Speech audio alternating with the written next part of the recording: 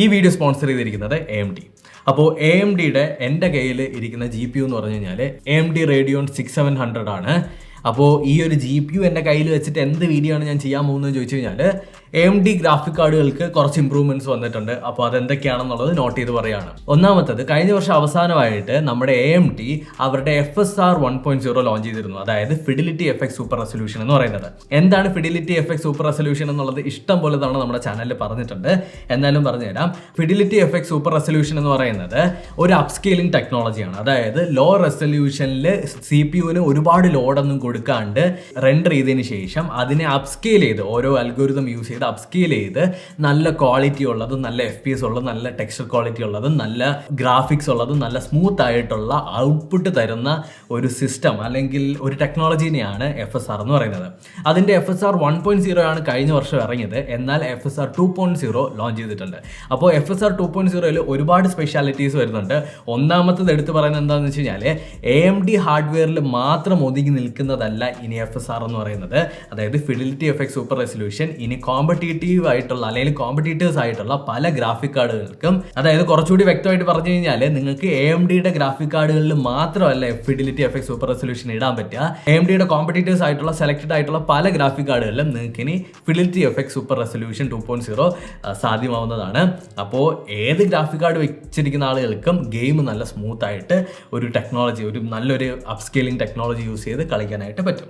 ഞാൻ ഏറ്റവും കൂടുതൽ എക്സൈറ്റഡ് ആയ ഒരു ഭാഗമാണ് ഇതെന്ന് പറയുന്നത്. കാര്യം ലൈക്ക് ലാസ്റ്റ് ഇയർ ഒക്കെ നമ്മൾ FSRനെ കുറിച്ചിട്ട് ഡീറ്റെയിൽഡ് വീഡിയോ ചെയ്ത സമയത്തും ഇത് AMD കാർഡുകൾക്ക് മാത്രമായിരുന്നു സപ്പോർട്ട് ചെയ്തുകൊണ്ടിരുന്നത്. എന്നാൽ ഇപ്പോൾ അങ്ങനെയല്ല.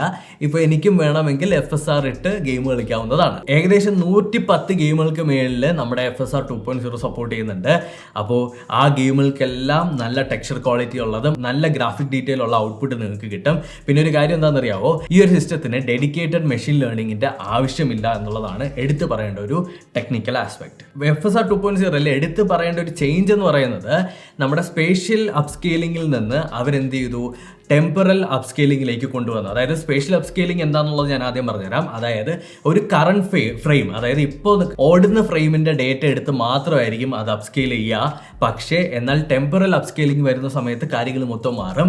കറണ്ട് ഫ്രെയിമും അതുപോലെ തന്നെ അതിന് തൊട്ട് മുന്നേ ഉള്ള അല്ലെങ്കിൽ തൊട്ട് പുറകിലുള്ള ഫ്രെയിമിന്റെ ഡേറ്റ യൂസ് ചെയ്തുകൊണ്ട് അപ്സ്കെയിൽ ചെയ്യാനായിട്ട് പറ്റും. ഇങ്ങനെ ചെയ്യുന്ന സമയത്ത് ഇഷ്ടംപോലെ ഡേറ്റ വെച്ച് അവർക്ക് വർക്ക് ചെയ്യുകയും ചെയ്യാം. നല്ലൊരു എഫിഷ്യൻ്റ് ആയിട്ടുള്ള റിസൾട്ട് നിങ്ങൾക്ക് കൊണ്ട് തരാനായിട്ട് സാധിക്കും. ടെമ്പറൽ ഡേറ്റ ഉപയോഗിച്ചിട്ട് വളരെ ബെറ്റർ ആയിട്ടുള്ള ക്വാളിറ്റി റിസൾട്ടാണ് നമുക്ക് FSR 2.0 കിട്ടുന്നത്. FSR 2ൽ നമുക്ക് കിട്ടുന്ന കുറേ ഫീച്ചറുകൾ നമുക്ക് ഓരോന്നോരോന്നായിട്ട് നോക്കാം. ഒന്നാമത്തെന്ന് പറഞ്ഞാൽ നമ്മുടെ FSR 1-നേക്കാളും FSR 2.0ൽ ഇമേജ് ക്വാളിറ്റി എന്ന് പറഞ്ഞു കഴിഞ്ഞാൽ നേരത്തെ പറഞ്ഞ തന്നെ ഭയങ്കര ഇംപ്രൂവ്ഡ് ആയിരിക്കും. അതുപോലെ തന്നെ ഇഷ്ടംപോലെ പ്രീസെറ്റുകളും റെസൊല്യൂഷൻസും നമുക്ക് കിട്ടും. പിന്നീട് ഡൈനാമിക് റെസൊല്യൂഷൻ സ്കെയിലിംഗ് സപ്പോർട്ട് ചെയ്യുന്നുണ്ട്. പിന്നെ നോക്കിക്കഴിഞ്ഞാൽ നമുക്ക് ഇതിനകത്ത് FSR 1-നേക്കാളും കുറച്ചുകൂടി ബെറ്റർ ആയിട്ട് നിങ്ങൾക്ക് ഒപ്റ്റിമൈസ് ചെയ്യാനായിട്ട് പറ്റും. ഓരോ സിനാരിയോസ് അനുസരിച്ച് പല ഗെയിമുകളുടെയും ഫ്രെയിം റേറ്റുകൾ ഭയങ്കരമായിട്ട് നിങ്ങൾക്ക് ഉയർത്താനായിട്ട് സാധിക്കുന്നുണ്ട്.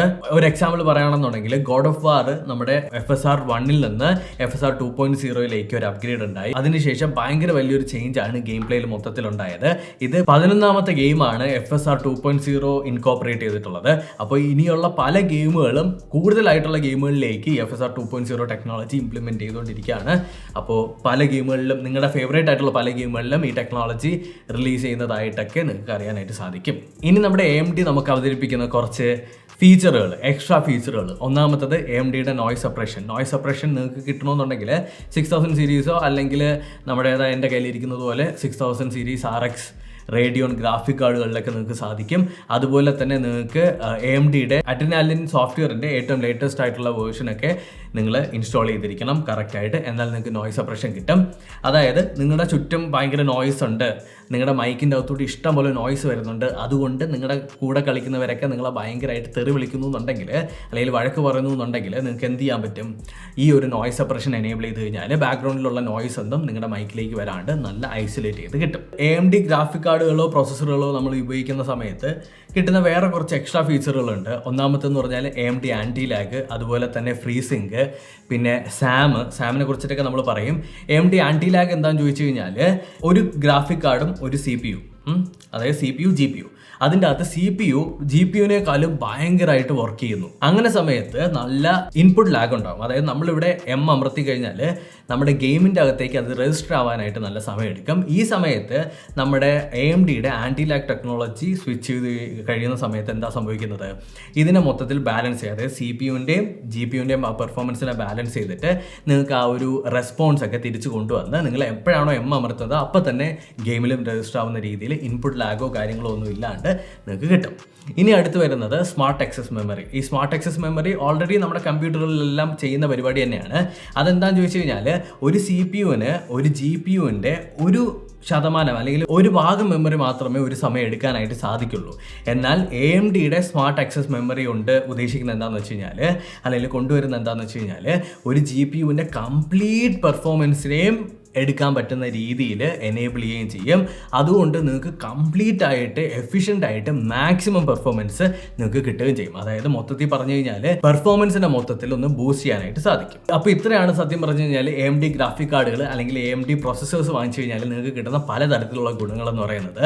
ഇതിനകത്ത് പലതും നിങ്ങൾക്ക് പല രീതിയിൽ ബെനിഫിറ്റ് വരുന്നതാണ്.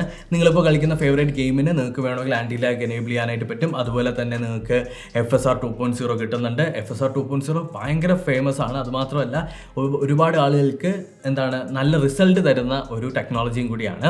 അപ്പോൾ ഇതെല്ലാം കംപ്ലീറ്റ്ലി ഈ പറഞ്ഞതെല്ലാം നിങ്ങൾക്ക് കംപ്ലീറ്റ്ലി മനസ്സിലായിട്ടുണ്ടെന്ന് കരുതുന്നു. എന്തെങ്കിലും ഡൗട്ട് ഉണ്ടെന്നുണ്ടെങ്കിൽ കമൻറ്റ് സെക്ഷനിൽ ഒന്ന് കമൻറ്റ് ചെയ്യാം. ഈ വീഡിയോ ഇഷ്ടപ്പെട്ടെന്ന് കരുതുന്നു. ഇഷ്ടപ്പെട്ടെങ്കിൽ ലൈക്ക് ചെയ്യുക, ഷെയർ ചെയ്യുക, സബ്സ്ക്രൈബ് ചെയ്യുക.